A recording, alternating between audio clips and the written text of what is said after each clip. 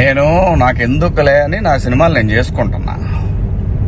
Yes, Amaravati విషయంలో శివాజీ ఎప్పుడైనా మాట్లాడతాడు, ఎప్పుడైనా ఏ పార్టీతో అయినా ఎదురెళ్ళి మాట్లాడతా. అది రైతుల కష్టం. ఆ కష్టాన్ని మీరు మీ ఇష్టం వచ్చినట్టు ఎవరికాళ్ళు వాడేసుకుందామంటే చూస్తా ఊరుకోం. ఏంటి, నేను ఈ సినిమా రిలీజ్ ముందు ఇచ్చిన ఇంటర్వ్యూ మీ అందరికి చాలా ఇబ్బందిగా అనిపించింది కదా. నేను ఎప్పుడైనా మాడతా గురు, ఎవడికి భయపడను. మీలాగా ఆడెవడో ఇచ్చే పేటీఎం డబ్బుల కోసం నా బతుకు నడిస్తే చాలులే అని అనుకుని పోయే రకాన్ని కాదు నేను. అలాగైతే మీ అందరూ తెలుసో లేదో, నేనే ఒక వ్యవస్థను ఏర్పాటు చేయగలిగినోడిని నేను కాదు. ఈ బతుకిచ్చింది మనకి జనం, అది నాకైనా రాజకీయ నాయకులకైనా. మధ్యలో పేటీఎం గాళ్ళు ఉన్నారు చూసారా మీరు, మీ అందరూ ఈ సినిమాని ఆపగలరేమో, మీరు శివాజీని ఆపలేరుగా. ఏంటి, సినిమాని ఎలా ఆపగలరు మీరు?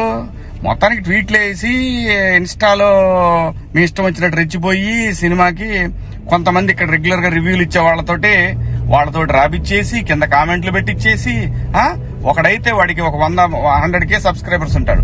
సినిమా రిలీజ్ కూడా కాల, ఆశ్చర్యపోయాను నేను. ఏంటి ఏదో తేడా కొడుతుంది అనుకున్నా. అయినా నేను కంప్లైంట్ ఇద్దాం అనుకున్నా. అయినా వద్దు, పిల్లనాయాళ్ళు బాధపడటం.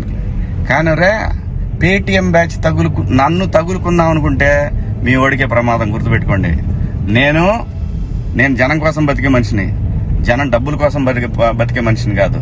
వద్దు గురు, నా జోలి వద్దు. జగన్ గారు, నేను మళ్ళీ చెప్తున్నా, నాకు రాజకీయాలు వద్దు. నాకు కావాల్సింది, నేను అమరావతి రైతుల కోసం నిలబడ్డాను, జనం కోసం నిలబడతా. అది ఏ పార్టీ అయినా, అది మీరైనా ఇంకో పార్టీ అని ఎవరైనా సరే, ఎదురొస్తే జనానికి ఎదురొస్తే మాత్రం నేను నిలబడతా. కానీ నేను మాట్లాడుకుందా ఇంక నుంచి. నేను డైరెక్ట్ గా అడుగుతా పిఎం గారినే, ఈ దేశంలో సిబిఐ మీద నమ్మకం ఉండాలంటే, సిబిఐ మీద నమ్మకం కుదరాలంటే ఫస్ట్ కేసులను రాజకీయ నాయకులందరినీ కూడా పక్కన పెట్టి, రాజకీయాల నుంచి పక్కన పెట్టి, వాళ్ళు మంచోళ్ళ చెడ్డోళ్ళ అని తేలిన తర్వాత వాళ్ళని పాలిటిక్స్ లో ఉండే విధంగా చేయగలిగితే బాగుంటదని పిఎం గారిని కూడా అడుగుదాం అనుకున్నా. ఇక నుంచి మిమ్మల్ని రోజు అడుగుతా. ఇక నుంచి మీకు రోజు నా జోలు రావద్దు. నేను నా బతుకు నేను బతుకుతున్నా.